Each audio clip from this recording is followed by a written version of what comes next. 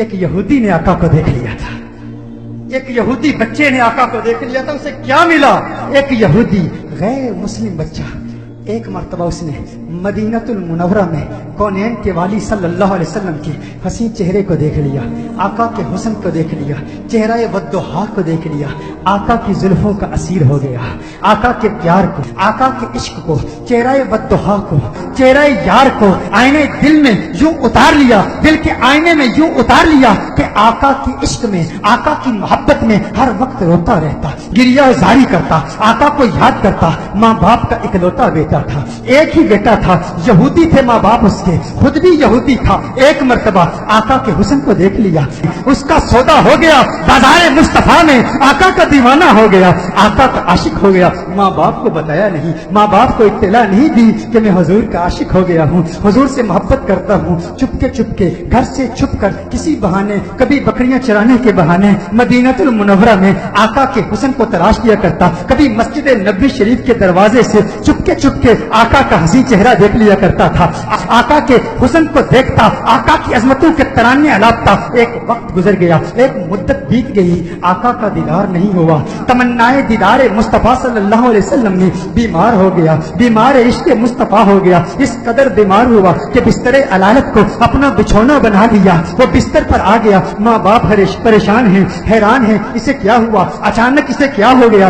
بے شمار فزیشنز کو بلایا، اپنے وقت کے معالج حکیموں کو بلایا، اطباء کو بلایا، لیکن کسی کو پتہ نہ چلا اس کا مرض کیا ہے، اس کا مرض کیا ہے. کوئی ظاہری سمپٹمز نظر نہیں آ رہے، زخم نظر نہیں آ رہا، گویا زبانی ہاتھ سے کہہ رہا ہے یہ زخم طیبہ ہے، یہ سب کو نہیں ملتا، کوشش نہ کرے کوئی اس زخم کو سینے کی. ماں باپ پریشان، رشتہ دار پریشان، عزیز و اقارب پریشان. اسے کیا ہو گیا، اچانک کیسے بیمار ہو گیا. بیماری شدت پکڑ گئی، اس قدر بیمار ہوا، ایسا بیمار ہوا کہ وہ شام بھی آ گئی جو اس کی زندگی کی آخری شام تھی. اب آواز اس کی بہت کمزور ہو چکی تھی، بہت پست ہو چکی تھی. چاہتا تھا کسی طرح مدینے والے کا دیدار کر لوں.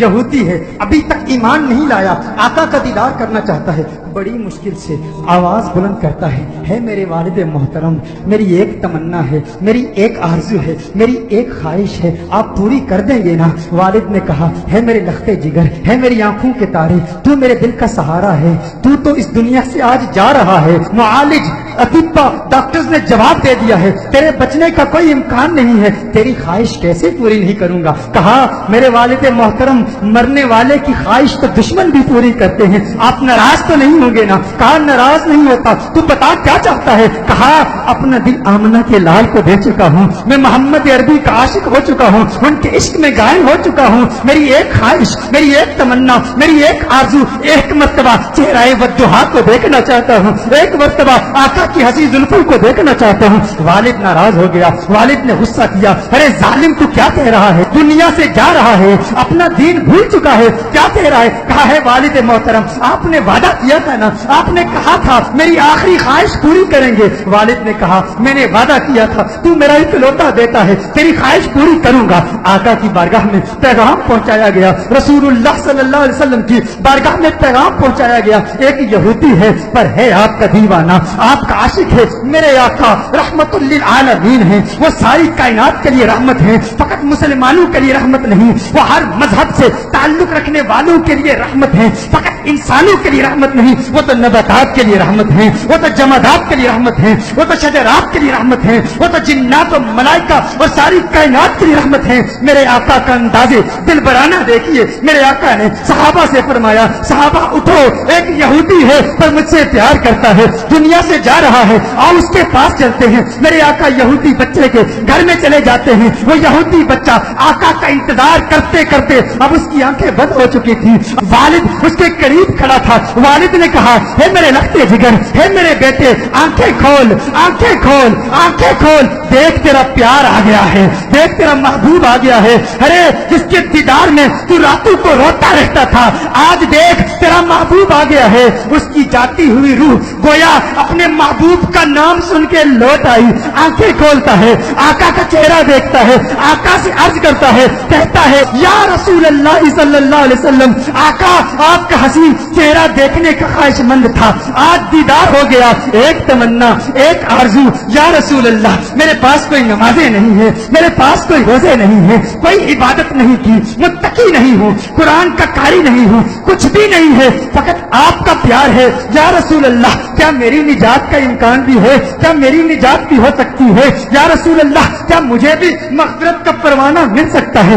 آقا نے ارشاد فرمایا، ہاں کلمہ توحید پڑھ، میں تیری نجات کی ضمانت دیتا ہوں۔ وہ آقا کے قدموں میں گر جاتا ہے، آقا کے قدموں میں گر کے کہتا ہے، منزل قبر سے لے کر دخول جنت تک آپ کی ضمانت پر کلمہ پڑھتا ہوں۔ کلمہ توحید پڑھتا ہے، جان اللہ کے سپرد کر دیتا ہے۔ والد نے کہا اب اس کی میت مسلمانوں کی امانت ہے، اہل اسلام کی امانت ہے، اب اس کی تجہیز و تکفین کی ذمہ داری آپ کی ہے۔ جب جنازہ تیار کیا جاتا ہے اس عاشق کا، جب جنازہ تیار کیا جاتا ہے اس دیوانے کا، اس عاشق کا جنازہ مدینہ المنورہ کی گلیوں میں گھمایا جاتا ہے، ہر طرف اسی عاشق کا چرچا ہے، ہر طرف اسی عاشق کے تذکرے ہیں۔ مدینہ المنورہ کے مضافات سے لوگ جمع ہوتے ہیں اس عاشق کا دیدار کرنے کے لیے۔ ارے سنا ہے کوئی یہودی تھا، کوئی یہودی تھا، حسن مصطفیٰ نے اسے صحابی بنا دیا ہے، اس نے آقا کا دیدار کیا۔ غور کیجئے گا، نماز نہیں پڑھی، عبادت نہیں کی، روزہ نہیں رکھا، جہاد نہیں کیا، میرے غوث کے مجاہدات کو یاد کر لیجئے، میرے بابا کی محنتوں کو یاد کر لیجئے، خواجہ غریب نواز کی جہد کو یاد کر لیجئے، خواجہ باقی بلّہ کی محنتوں کو یاد کر لیجئے، امام اعظم ابو حنیفہ کی فقاہت کو یاد کیجئے، امام احمد بن حنبل کی جد و جہد کو یاد کیجئے، امام شافعی کی فقاہت کو یاد کیجئے، اماموں کی فقاہت، ہمت، جد و جہد، مجاہدوں، ریاستوں کو یاد کیجئے۔ وہ سب اس یہودی کا مقابلہ نہیں کر سکتے جو پہلے یہودی تھا اب صحابی ہو گیا ہے، ایمان کی حالت میں آقا کا دیدار کیا۔ یہ غوث اعظم سے بھی بڑا ہے، یہ خواجہ غریب نواز سے بھی بڑا ہے۔ سب دیکھنے کے لیے آئے ہیں، دیدار کریں اس صحابی کا جس نے فقط ایک مرتبہ آقا کو دیکھا اور ایسے بلند بالا اور فو اعلیٰ مقام پر فائز ہو گیا۔ اچانک اس کے چہرے پر سے کفن اٹھایا جاتا ہے، صحابہ یہ منظر دیکھ کر حیران ہو جاتے ہیں کہ اس کے چہرے سے نور کی کرن نکلتی ہے، آسمان کی طرف پھیل جاتی ہے، سارے حیران ہیں۔ وہ صحابی جو پہلے یہودی تھا آقا کا دیدار کیا، ایمان لایا، اس کی میت مسکرا رہی ہے، اس کے چہرے پر لبوں پر تبسم نظر آ، سب حیران ہیں۔ ایک عجیب و غریب منظر صحابہ نے دیکھا، صحابہ دیکھ رہے ہیں کہ آقا پاؤں کے پنجوں کے بل چل رہے ہیں، پنجوں کے بل چل رہے ہیں، آقا یوں چل رہے ہیں۔ صحابہ عرض کرتے ہیں یا رسول اللہ صلی اللہ علیہ وسلم اس کی کیا حکمت ہے؟ آقا نے ارشاد فرمایا عالم بالا کے فرشتے میرے اس عاشق کو دیکھنے کے لیے اس تعداد میں آئے ہیں، اس کثرت سے آئے ہیں، زمین پر پاؤں رکھنے کی جگہ نہیں ہے، پنجوں کے بل چل رہا ہوں۔ میرے آقا صلی اللہ علیہ وسلم اس عاشق کو جنت البقیع میں لے جاتے ہیں، خود اپنے ہاتھوں سے اسے دفناتے ہیں۔ صحابہ منظر دیکھتے ہیں، حیران ہیں۔ آقا بہت دیر لگا دیتے ہیں، آقا جب اس کی قبر سے باہر آتے ہیں تو آقا کے ماتھے پر پسینہ ہے۔ صحابہ عرض کرتے ہیں یا رسول اللہ صلی اللہ علیہ وسلم آقا کیا ہوا، اتنا وقت کیوں لگا؟ آقا نے فرمایا جب یہ اس دنیا سے گیا تھا مجھ سے وعدہ لیا تھا، میں نے وعدہ کیا تھا، میں نے کہا تھا قبر کی منزل سے لے کر دخول جنت تک میں تیری مغفرت کی ضمانت دیتا ہوں۔ کہا یہ بات سن کر جنت کی حوریں اتنی خوش ہوئی ہیں، اتنی تعداد سے آئی ہیں، جب اسے قبر میں رکھا گیا تو بے تحاشا اس کی طرف بھاگی ہوئی گئی ہے اور اس کے چہرے کی بلائیں لے رہی ہیں۔ آقا نے ارشاد فرمایا اس لیے دیر ہو گئی اور میرا پسینہ اس کے چہرے پر گرا ہے، میرا پسینہ اس کے چہرے پر گرا ہے، اب قیامت تک اس کا چہرہ مہکتا رہے گا۔ ارے سلام پیش کرتے ہیں اس دیوانے کی بارگاہ میں جس نے آقا کو دیکھا اور اسے یہ مقام ملا۔ گویا آج بھی وہ قبر میں کہہ رہا ہوگا یہ ناز یہ انداز ہمارے نہیں ہوتے، جولی میں اگر ٹکڑے تمہارے نہیں ہوتے، بے دام ہی بک جائیے بازار نبی میں، اس شان کے سودے میں خسارے نہیں ہوتے، ملتی نہ اگر بھیک حضور آپ کے در سے، اس ٹھاٹ سے منگتوں کے گزارے نہیں ہوتے، اس ٹھاٹ سے منگتوں کے گزارے نہیں ہوتے۔